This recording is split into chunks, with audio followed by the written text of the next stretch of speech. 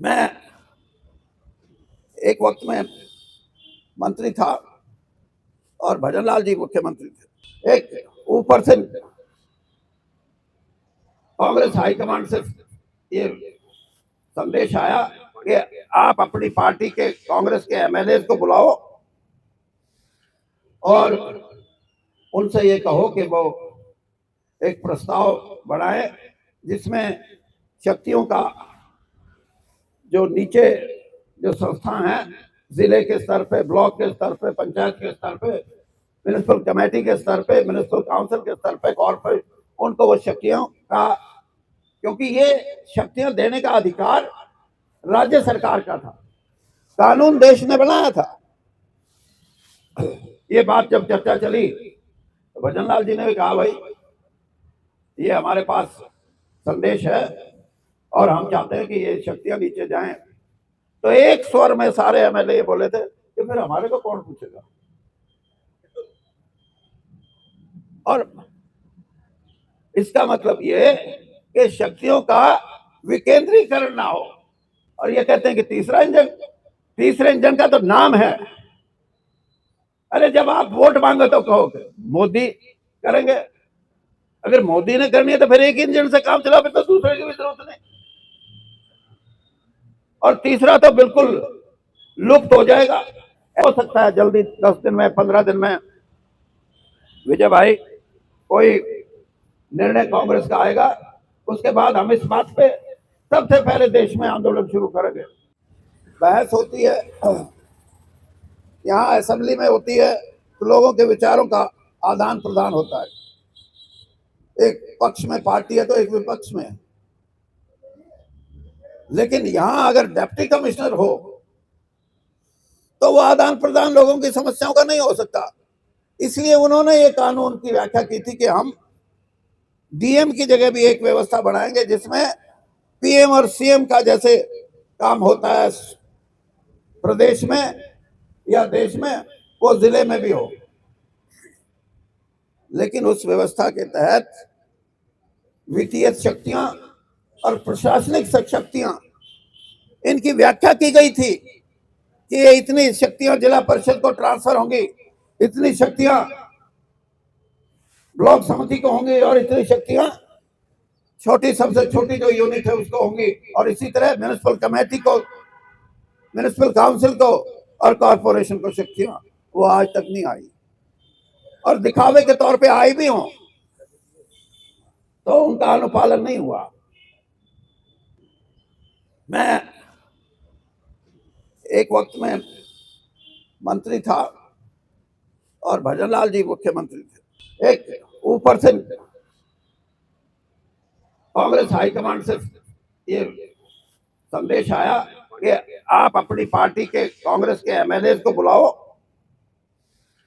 और उनसे ये कहो कि वो एक प्रस्ताव बढ़ाए जिसमें शक्तियों का जो नीचे जो संस्था है, जिले के स्तर पे, ब्लॉक के स्तर पे, पंचायत के स्तर पे, म्यूनिसिपल कमेटी के स्तर पे, म्यूनिसिपल काउंसिल के स्तर पे, कॉर्पोरेट, उनको वो शक्तियों का, क्योंकि ये शक्तियां देने का अधिकार राज्य सरकार का था, कानून देश ने बनाया था। ये बात जब चर्चा चली तो भजनलाल जी ने भी कहा, भाई ये हमारे पास संदेश है और हम चाहते हैं कि ये शक्तियां नीचे जाएं। तो एक स्वर में सारे एमएलए बोले थे कि फिर हमारे को कौन पूछेगा। और इसका मतलब ये कि शक्तियों का विकेंद्रीकरण ना हो। आज वही परिस्थिति है जो 3 इंजन की बात बताते हैं। तीसरे इंजन में तो पहले कोयला डाल के स्टीम बनाई जाती थी गाड़ी चलाने के लिए, और जब वो हटा दिया तो फिर बिजली से चलने लगी, और अब तो हाइड्रोजन और पता नहीं किस किस चीज से चलेगी। लेकिन तीसरे इंजन में इन तीनों चीजों में से कोई चीज बीजेपी की सरकार, चाहे दिल्ली में बैठी सरकार है, चाहे हरियाणा की सरकार है, और निखेती किसकी होती है, चर्चा में कौन आता है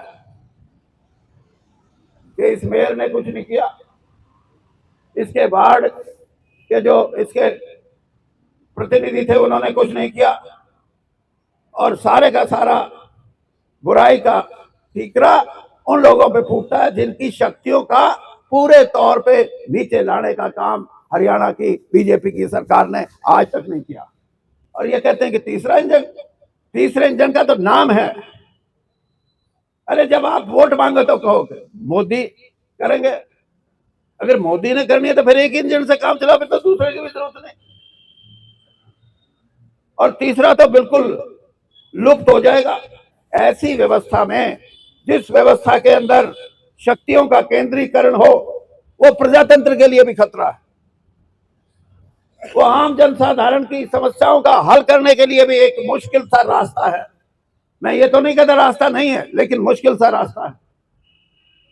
और इस व्यवस्था को ललकारेगी हरियाणा के अंदर कांग्रेस पार्टी ललकारेगी।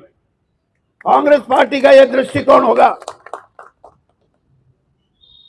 कि हम अपने महापौर बनाए।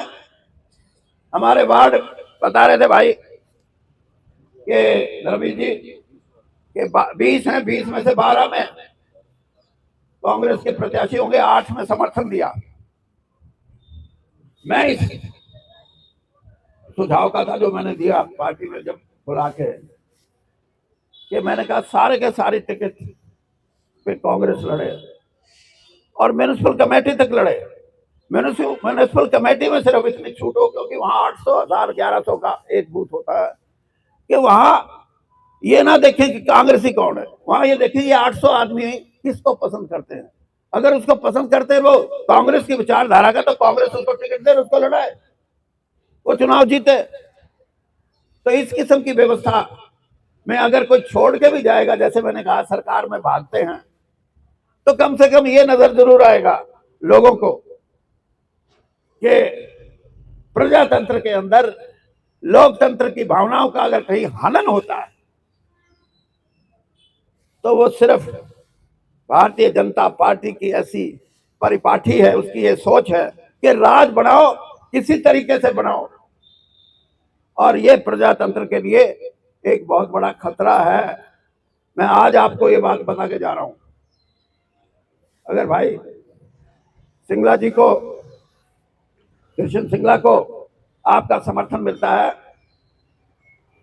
तो आपके ये मत सोचो कि कृष्ण सिंगला को महापौर बना के आपने बहुत बड़ा शहर के विकास के लिए रास्ता खोल दिया। नहीं, दूसरा एक पक्ष है, और वो पक्ष ये है कि अगर कृष्ण सिंगला जैसे कांग्रेस के प्रत्याशी महापौर का चुनाव जीत के जाते हैं, और हरियाणा के दूसरे जो जहां जहां ये चुनाव हो रहे हैं वहां कांग्रेस विजयी होती है,